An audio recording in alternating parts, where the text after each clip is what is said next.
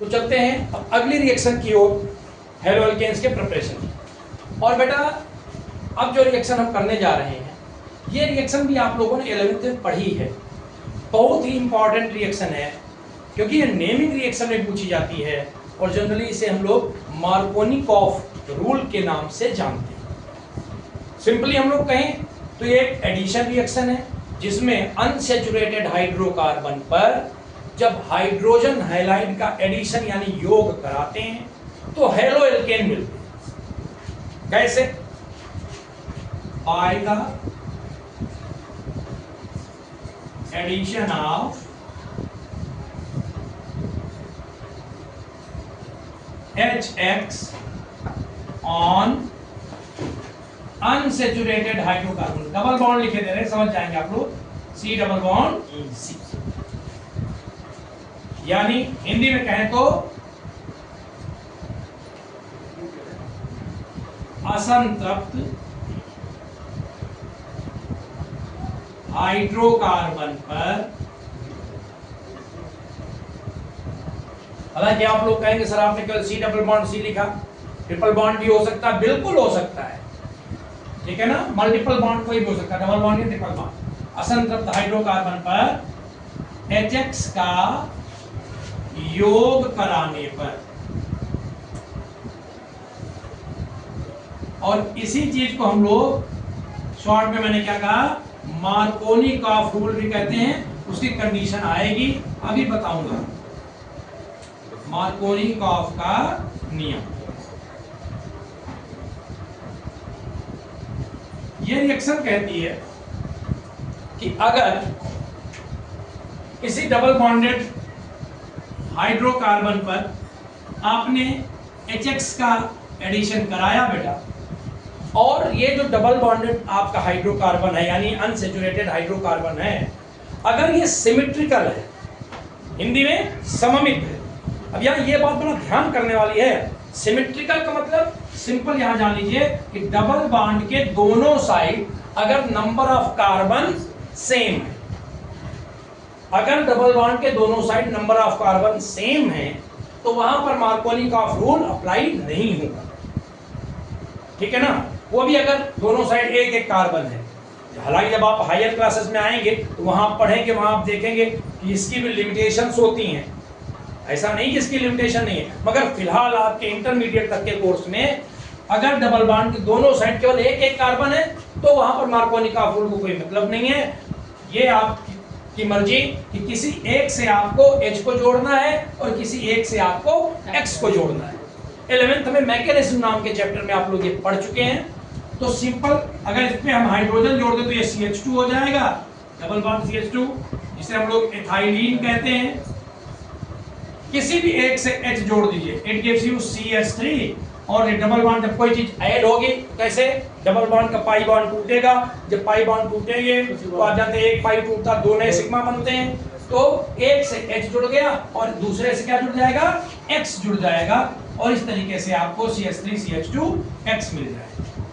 अगर यहाँ आप HBr ले लीजिए तो ये आपका CH3 CH2 Br यानी इथाइल ब्रोमाइड बन जाएगा, इथाइल ब्रोमाइड।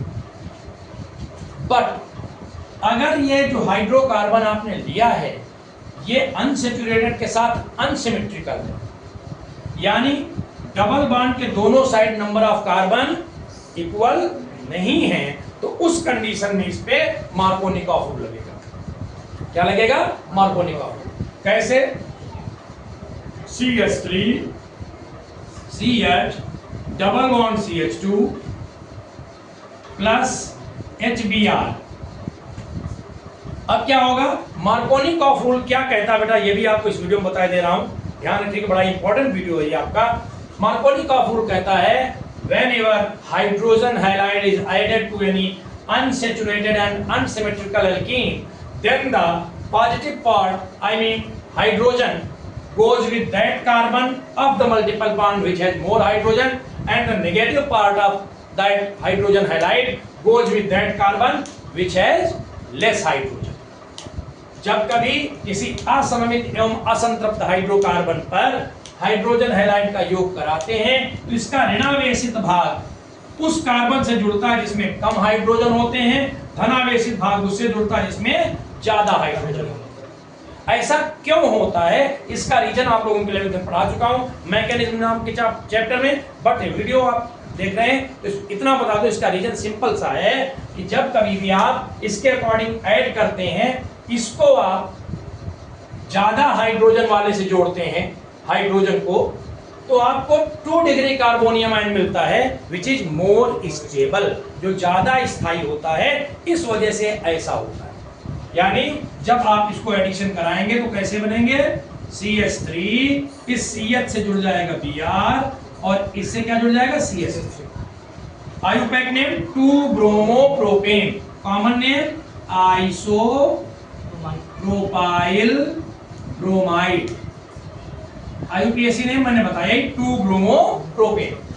ध्यान रखिएगा इस जो रिएक्शन आपने ये लिखी है इससे आप हाइड्रोजन हैलाइड बना तो रहे हैं, मगर आपको जो हेलोएल्केन मिल रहा है वो कहां पर, सेकेंडरी कार्बन पर, और आप कह रहे हैं सर हमको प्राइमरी कार्बन पे चाहिए।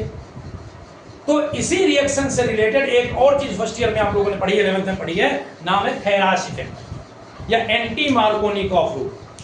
ये दोनों रिएक्शन इसी में ऐड कर रहा हूं, बहुत इंपॉर्टेंट वीडियो होगा आपके लिए। तो अगर एंटी मार्कोनिकॉफ रूल की बात की जाए, खैराश इफेक्ट की बात की जाए, यानी सेम रिएक्शन सेम है, CH3 यहां लिखे दे रहे हैं भाई एंटी मार्कोनिकॉफ रूल, मार्कोनिकॉफ नियम का व्युत्क्रम या खैराश इफेक्ट। जगह ज्यादा नहीं है भाई इसलिए मैंने के इफेक्ट लिख दिया है, चलो KH लिख देता हूं, खैराश इफेक्ट, हिंदी में भी खैराश प्रभाव, या कहीं कहीं इसे बेटा पराक्साइड इफेक्ट भी कहते हैं, पराक्साइड प्रभाव। और तब क्या होगा, रिएक्शन सेम है, CH3 CH double bond CH2 HBr को आपने इस पे ऐड भी किया, बट ये रिएक्शन अगर कोई ऑर्गेनिक पराक्साइड की प्रेजेंस में करा दे, सपोज बेंजोइल पराक्साइड, अगर ये रिएक्शन बेंजोइल पराक्साइड की प्रेजेंस में हो रही है, तो अब जो एडिशन है ये इफेक्ट कहता है कि इसकी वजह से ये जो एडिशन है वो एंटी मार्कोनिकॉफ हो जाएगा, यानी Br उससे जुड़ेगा जिसमें ज्यादा हाइड्रोजन और H उससे जुड़ेगा जिसमें कम hydrogen. CH3 CH2 Br, common name N propyl bromide यानी नॉर्मल प्रोपाइल ब्रोमाइड, ये बन जाएगा। अब आप कहेंगे सर ऐसा क्यों होता है, इसमें ऐसा क्यों हो गया, यहां ऐसा नहीं होता था, यहां तो मैंने बताया कि 2 डिग्री कार्बोनियम आयन बनता है ना, एडिशन रिएक्शन है ही, आप लोग जानते ही हैं। जैसे सब्स्टिट्यूशन आप लोगों ने 3 तरह की पढ़ी थी, कौन कौन सी, एक आप लोगों ने पढ़ी थी न्यूक्लियोफिलिक सब्स्टिट्यूशन, उसमें 2 पढ़ी थी आपने SN1 SN2, दूसरी आपने पढ़ी थी इलेक्ट्रोफिलिक सब्स्टिट्यूशन, है ना, और तीसरा फ्री रेडिकल सब्स्टिट्यूशन। वैसे ही यहां पर भी है, ये H+ अटैक करता है इस पर, और H+ क्या है, इलेक्ट्रोफाइल, तो ये इलेक्ट्रोफिलिक एडिशन रिएक्शन। मगर ये रिएक्शन जो आपकी है ये इलेक्ट्रोफिलिक एडिशन नहीं है, ये नीचे वाली खैराश इफेक्ट, ये क्या है, ये फ्री रेडिकल एडिशन है। क्या है ये, फ्री रेडिकल एडिशन रिएक्शन है, इसलिए इसमें Br जो है वो जाकर ज्यादा हाइड्रोजन वाले जुड़ जाता है और H जाकर कम हाइड्रोजन वाले जुड़ता है। तो इस वीडियो में मैंने 2 बड़ी इंपॉर्टेंट रिएक्शंस की चर्चा की, मार्कोनिकॉफ रूल की और खैराश इफेक्ट की। इसके आगे का जो वीडियो आपको होगा, इसके आगे की जो प्रिपरेशंस हैं वो अगले वीडियोस में आपसे मिलते रहेंगे।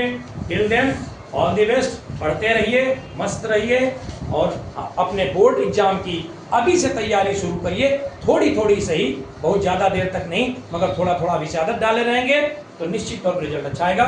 All the best.